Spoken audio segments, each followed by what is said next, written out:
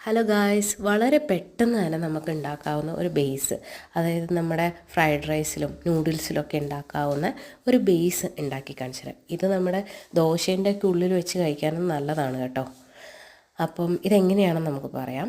ആദ്യം ഞാൻ ചിക്കൻ ഒന്ന് ഫ്രൈ ചെയ്തെടുത്തിട്ടുണ്ട്. ആ എണ്ണയിലേക്ക് തന്നെയാണ് എന്ത് ചെയ്യുന്നത്, ഈ ഉള്ളി അരിഞ്ഞതും കൂടി ഇട്ട് കൊടുത്ത് വഴറ്റുന്നത്. അതിനുശേഷം ക്യാബേജും ക്യാരറ്റും ക്യാപ്സിക്കവും ഒക്കെ ഇട്ടിട്ട് തക്കാളിയും ഇട്ടിട്ട് നല്ലോണം വഴറ്റിയെടുക്കും. അതിനുശേഷം 2 കോഴിമുട്ട പൊട്ടിച്ച് അതിലേക്ക് ഒഴിച്ച് നല്ലോണം ബീറ്റ് ചെയ്ത്, ഇതെല്ലാം ചെയ്യുമ്പോൾ ശ്രദ്ധിക്കേണ്ട കാര്യം എന്ന് വെച്ചാൽ ഇതെല്ലാം ഹൈ ഫ്ലെയിമിൽ ഇട്ടിട്ട് തന്നെ ചെയ്യുക. അതിനുശേഷം ഏറ്റവും അവസാനമായിട്ട് കുറച്ച് ചിക്കൻ ഓൾറെഡി ഷാലോ ഫ്രൈ ചെയ്ത് വെച്ചേക്കുന്നതും കൂടി ഇതിനകത്തേക്ക് ആഡ് ചെയ്ത് കൊടുക്കും.